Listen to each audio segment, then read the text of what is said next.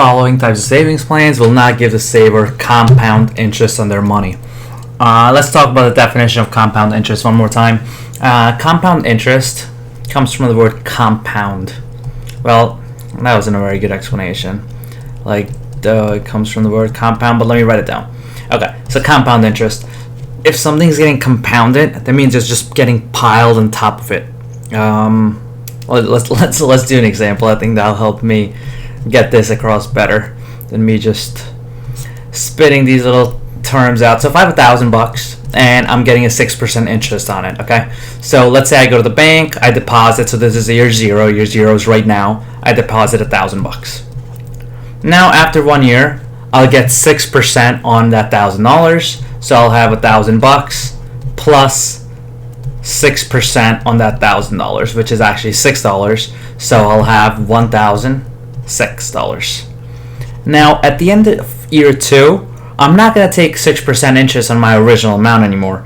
I'm going to take 6% of the new amount. So I'll have $1,006 sitting in my bank account, and then I'll take the 6% interest rate on that. So that's why it's getting compounded, and that's what I was trying to explain before. It just gets the interest gets piled on top of the new amount. So now if I take 6% of 1,000, 6% of 1,000, and you know what? I think I messed up over here because 6% of 1,000 is not 6. It's actually 60. So this would be 1,060. 1,060. And over here, if I'm taking 6% of 1,006, it will be, I'm going to use a calculator for that, 1,006 times 0.06. So this gives me 60.36 plus 1,006. So now my new bank account balance will be 1,066.36.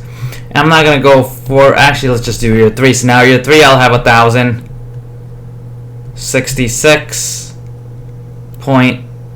No, you know what? I messed up. Sorry, guys. This should be 1,060, right?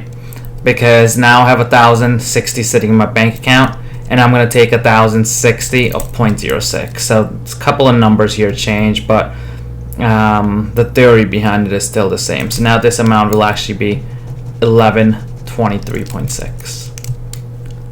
1123.6. And now that's how much money I'll have sitting in the bank account, 1123.6, 1123.6, and then I'll take 6% of that new amount, which will be 1123.6 times 0.6.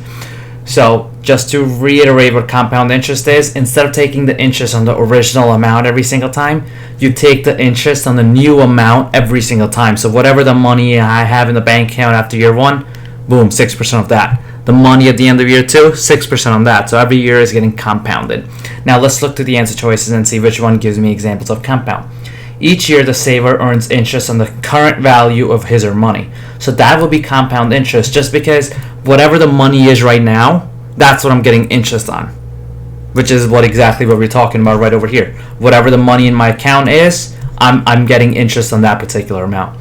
Each year, the saver earns interest on the value of their initial deposit. This is not compound interest, because look at what's happening here. When are they earning interest? Only on the original amount. So that's actually an example of simple interest.